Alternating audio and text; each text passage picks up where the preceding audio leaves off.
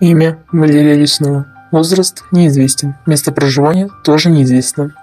Таинственное дело, что появляется в лесу Коми. Она как быстро появляется, так быстро и пропадает. Никто не знает ее и среди населения. Кто же это Валерия?